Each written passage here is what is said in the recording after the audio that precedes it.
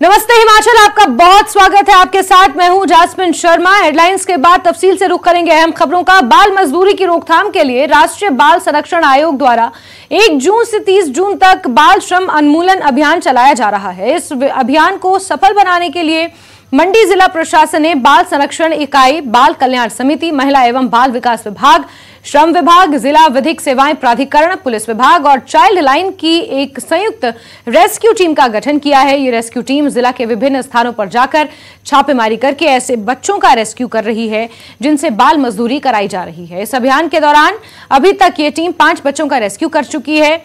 ADM मंडी अश्विनी कुमार ने बताया कि राष्ट्रीय बाल संरक्षण आयोग नई दिल्ली द्वारा बाल श्रम बचाव अभियान के तहत ये कार्रवाई की जा रही है।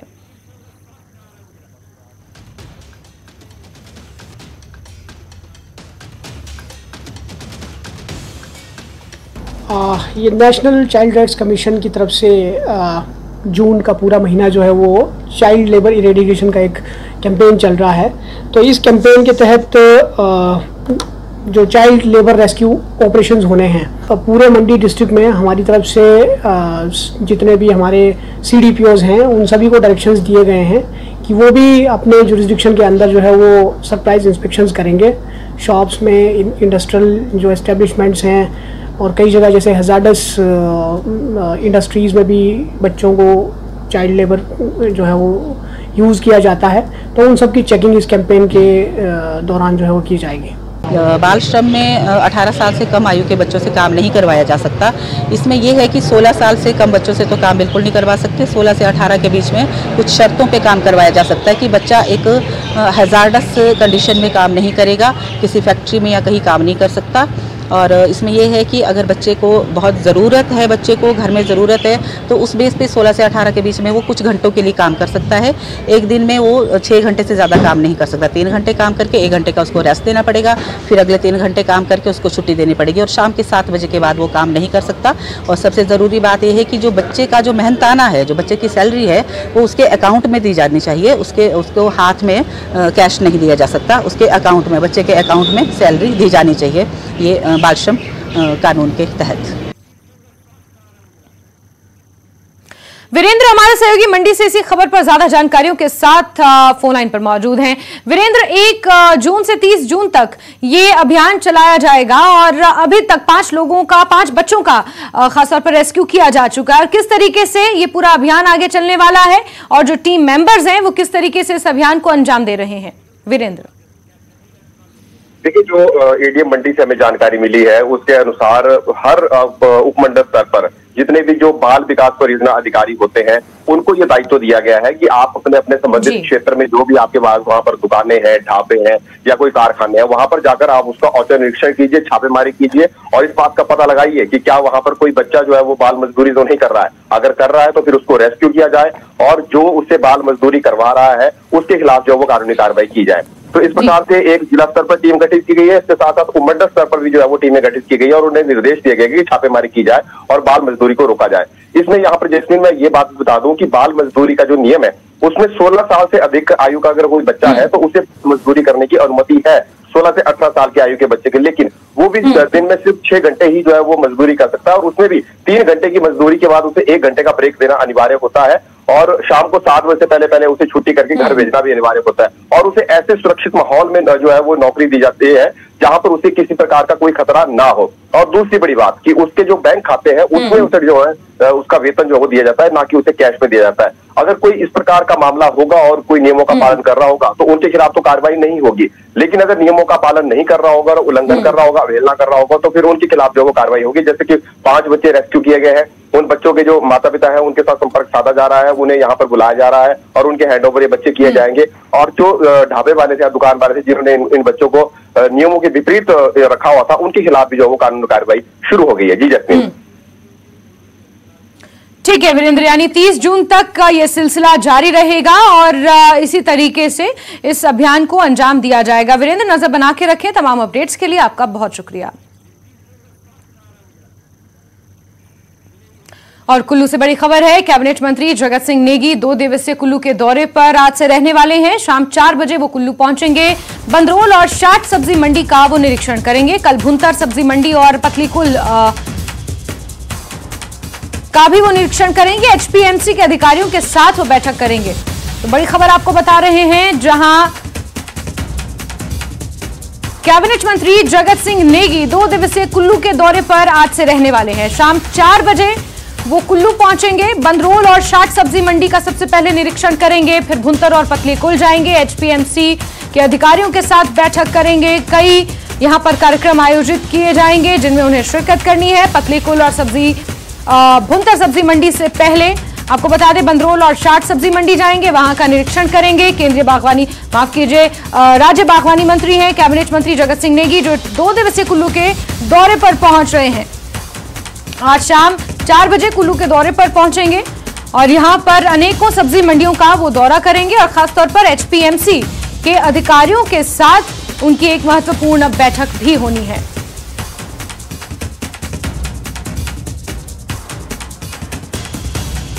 तो कैबिनेट मंत्री जगत सिंह नेगी कुल्लू के दौरे पर रहने वाले हैं।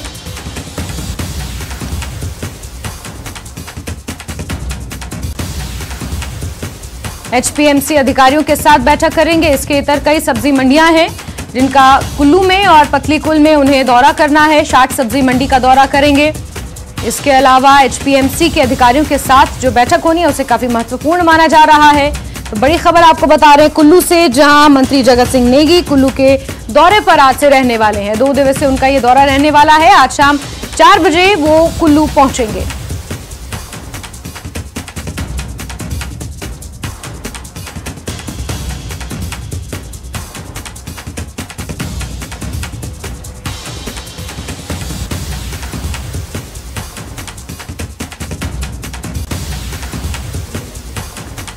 अहम खबर आपको बता रहे हैं, कैबिनेट मंत्री जगत सिंह नेगी 2 दिवसीय कुल्लू के दौरे पर आज शाम 4 बजे पहुंचने वाले हैं।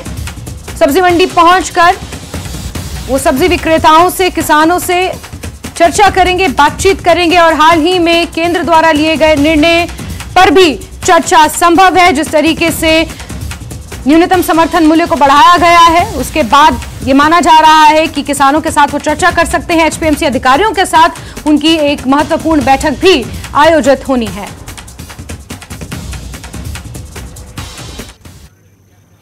शुक्रवार को शिमला में राज्य सचिवालय में बिजनेस मीट के दूसरे चरण की समीक्षा बैठक के दौरान सीएम ने निवेशकों को कई तरह का भरोसा दिया। मुख्यमंत्री सुक्खू ने प्रदेश में 7,728 करोड़ रुपए की 26 लंबित परियोजनाओं की समीक्षा की।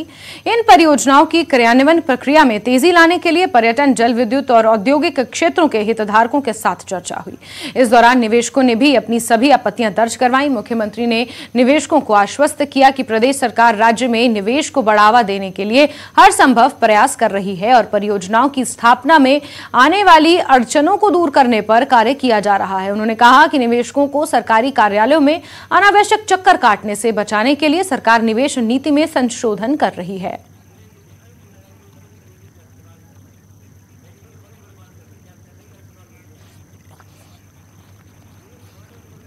वहीं मुख्यमंत्री सुखविंदर सिंह सुक्खू ने पूर्व सरकार में मुख्यमंत्री रहे जयराम ठाकुर को आड़े हाथों लिया। पत्रकारों से बात करते हुए सीएम ने कहा कि जयराम ठाकुर की सरकार द्वारा लिए गए कर्ज के ब्याज चुकाने के लिए कर्ज लेना पड़ रहा है। उन्होंने कहा कि प्रदेश की आर्थिक तंगी को दूर करने के लिए सरकार काम में लगी है। उन्होंने पूर्व मुख्यमंत्री जयराम ठाकुर से अनुरोध किया कि आज प्रदेश आर्थिक तंगी से जूझ रहा है, ऐसे में वो प्रदेश का साथ दें। 5 महीने में जिस प्रकार की आर्थिक बदहाली पिछली भारतीय जनता पार्टी की सरकार से मिली थी, उसको सुधारने की ही कोशिश कर रहे हैं। हम कर्जा जरूर ले रहे हैं, लेकिन जो कर्जा उन्होंने उठाया हुआ है उसका ब्याज और सत्ता चलाने के लिए ले रहे हैं, इसमें कोई दो राय नहीं है। अभी हमने बार बार कहा है कि हम अपनी आर्थिक जो स्थिति है उसको 4 साल में ठीक करेंगे और 10 साल में हिमाचल प्रदेश हिंदुस्तान का सबसे समृद्धशाली राज्य होगा। एक बात और मैं जयराम ठाकुर जी को कहना चाहता हूं कि जितना कर्जा आपने लिया उस कर्जे का ब्याज चुकाने के लिए हम कर्जा ले रहे हैं। आगे बढ़ते हैं। मुख्यमंत्री सुक्खू के बयान पर जयराम ठाकुर ने तंज कसा है। जयराम ठाकुर ने सीएम सुक्खू से कहा कि वो पैसा ना होने का रोना रो रहे हैं, जबकि उन्होंने खुद इन्हीं संसाधनों के साथ 5 वर्षों तक प्रदेश में भाजपा की सरकार चलाई और कई ऐतिहासिक कार्य करके दिखाए हैं।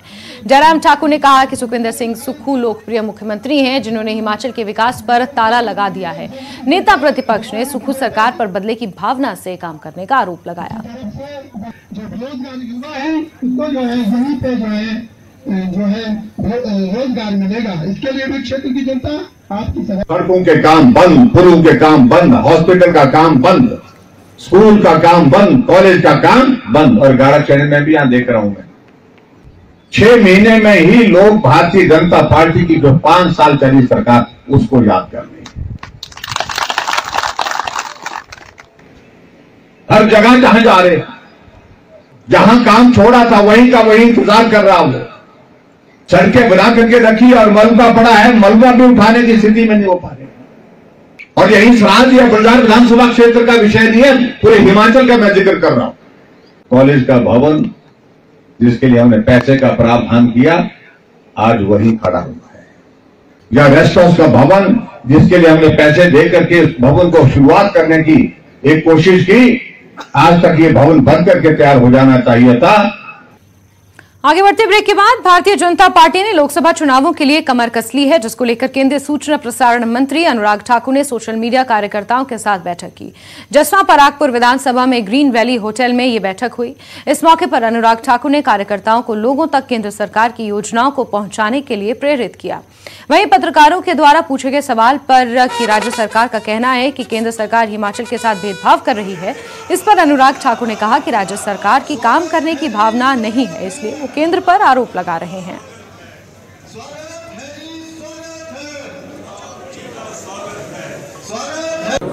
नौ वर्षों की पहचान सेवा, समर्थन और गरीब कल्याण, सेवा, सुशासन और गरीब कल्याण, ये मोदी जी ने 9 वर्षों में करके दिखाया है। गरीबों के जीवन में एक बड़ा बदलाव, पक्के मकान से लेके पानी की सुविधा, शौचालय से लेके रसोई गैस का सिलेंडर, ये पहले नहीं था, ये करके दिया है। और जो कभी सोचा ना था, पिछले 9 सालों में 7 नए IIT, 7 नए IIM, 390 विश्वविद्यालय और लगभग 70,000 नई MBBS की सीटें। आज गरीब का बच्चा भी डॉक्टर बन सकता है, ये हमारी सरकार ने करके दिया। धर्मशाला में समर फुटबॉल कप शुरू हो चुका है। DFA के द्वारा समर फुटबॉल कप का आयोजन किया जा रहा है। 3 दिन तक ये प्रतियोगिता चलने वाली है। 23 टीमें इस प्रतियोगिता में शामिल होंगी। तो बड़ी खबर धर्मशाला से आपको दे रहे हैं, जहां समर फुटबॉल कप की शुरुआत हो चुकी है। लंबे समय से इसका इंतजार किया जा रहा था। DFA के द्वारा समर फुटबॉल कप का आयोजन हो रहा है। 3 दिनों तक ये प्रतियोगिता चलेगी और 23 टीमें इस प्रतियोगिता का हिस्सा होंगी।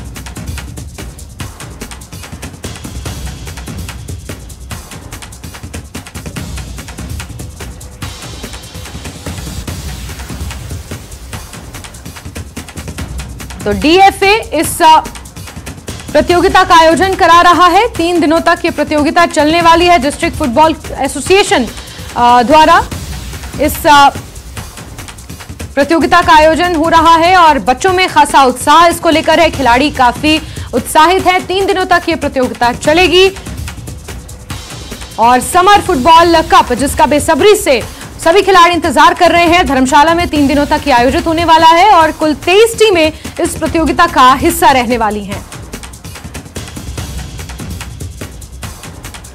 अभी ये फुटबॉल एसोसिएशन का पहला इवेंट है जो धर्मशाला में किया जा रहा है, जो काफ़ी वर्षों के बाद हो रहा है। तो फुटबॉल एसोसिएशन अभी रिसेंटली फॉर्म हुई है और ये कांगड़ा डिस्ट्रिक्ट फुटबॉल एसोसिएशन की एक बॉडी है और अभी हमारे पास 23 टीम्स रजिस्टर हुई हैं इस इवेंट के लिए। वैसे टीम्स हमारे पास और भी आ रही थी, लेकिन समय हमारे पास थोड़ा कम है क्योंकि यहाँ पर समर फेस्टिवल भी ऑलरेडी प्लान्ड है, इसलिए हमने 23 टीम्स को ही फाइनल करके उन्हीं के ही मैचेस अब हम करवा रहे हैं। और इसमें हमने ओपन टू ऑल जो है वो रखा है ताकि सभी वर्ग के, सभी आपके एज ग्रुप के बच्चे जो है वो आकर इसमें खेल सकें।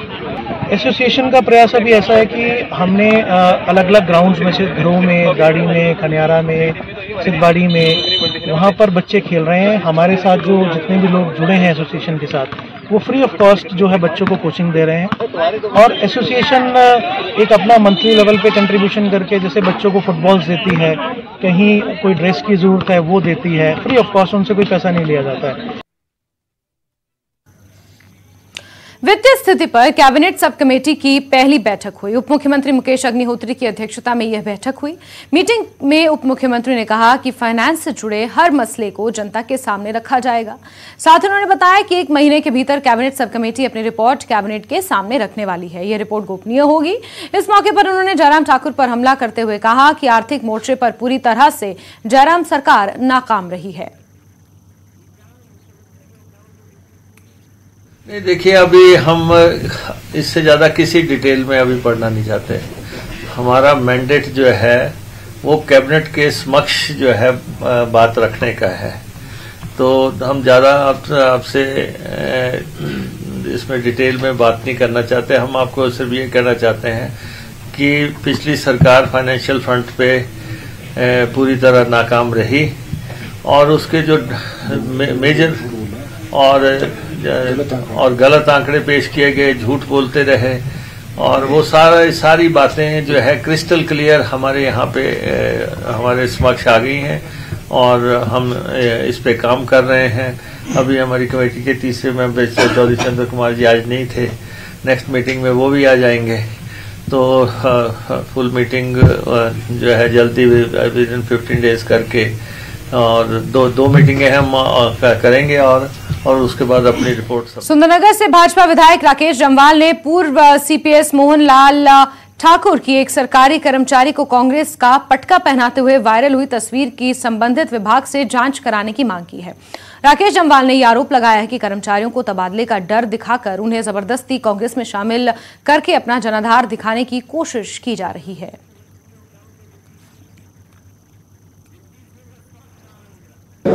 चुनाव हारने के पश्चात कांग्रेस पार्टी की जो हालत यहाँ पर मैं देख रहा हूँ, अब उनको कुछ और नज़र नहीं आ रहा है। अनेकों सरकारी कार्यक्रमों में जिन लोगों को जनता ने नकार दिया है, वो सरकारी कार्यक्रमों में जा रहे हैं और कर्मचारियों को डराकर धमकाकर, जो सेवारत कर्मचारी है, जो वर्तमान में सेवाएं दे रहे हैं, नौकरी कर रहे हैं, उनको ट्रांसफर का डर दिखाकर जो है उनको कांग्रेस पार्टी में शामिल किया जा रहा है और उसको फोटो भी जो है वो मीडिया में, सोशल मीडिया में भी वायरल कर रहे हैं। मुझे लगता है कि ये एक बहुत बौखलाहट का ये परिचय है और आज कांग्रेस जो है वो बुरी तरह से हताश है, लेकिन ये बड़ा दुर्भाग्यपूर्ण है। मैं उन विभागों के अधिकारियों से भी कहना चाहूँगा कि इस प्रकार जहाँ पर कांग्रेस की सदस्यता किसी कर्मचारी को दिलाई जा रही है, इस पर थोड़ा सा विभाग भी संज्ञान ले। सोलन और सिरमौर जिले में इस वर्ष मटर का बम्पर उत्पादन हुआ है। इस वर्ष अब तक 18,000 क्विंटल मटर सोलन सब्जी मंडी में पहुंच चुका है, जबकि बीते वर्ष पूरे सीजन में मात्र 14,000 क्विंटल मटर आया था। बीते वर्ष की अपेक्षा इस वर्ष काफी अच्छा मटर उत्पाद हुआ है। इस वर्ष मटर का रेट भी किसानों को 55 से 60 रुपए प्रति किलो तक मिल रहा है।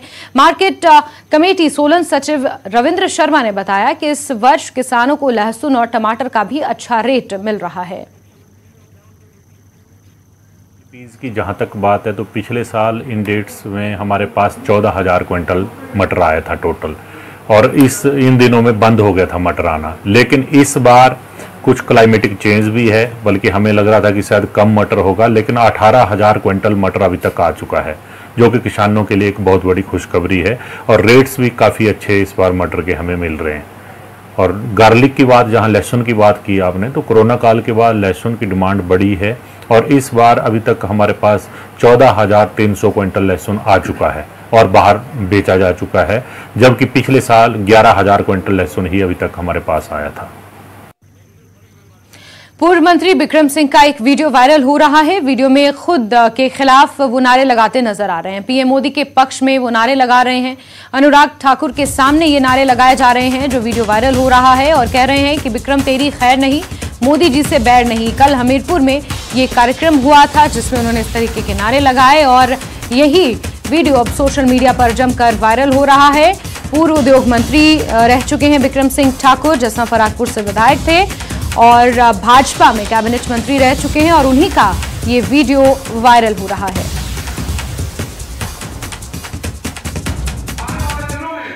मोदी जी का चुनाव आने वाला है 2024 में, केंद्र के अंदर दोबारा से मोदी जी की सरकार बनानी, तो मैं ये देखता हूं कि कार्यकर्ताओं में भारी उत्साह रहता है। बहुत से लोग ऐसे थे, आपको याद होगा चुनाव हुआ 2022 में, ठीक है, वो बोल लिख देते थे कि विक्रम तेरी खैर नहीं, मोदी जी से बैर नहीं। वे वो जितने भी लोग हैं उनसे खुंदक नहीं खानी है, उनको साथ देके चलना है। कुछ लोग हमारे साथ नाराज हो सकते हैं, कुछ लोगों को हमारे काम करने का तरीका अच्छा नहीं लगा, ऐसा हो सकता है, लेकिन मैं जितने यहाँ प्रमुख कार्यकर्ता हमारे बीच में आए हैं, मैं उनसे ये निवेदन करना चाहता हूँ। और इसी के साथ नमस्ते हिमाचल में आज के लिए बस इतना ही, लेकिन हिमाचल प्रदेश के साथ साथ जम्मू कश्मीर और लद्दाख की तमाम महत्वपूर्ण खबरों के लिए आप जुड़े रहिए न्यूज़ 18 JKLH के साथ। नमस्कार।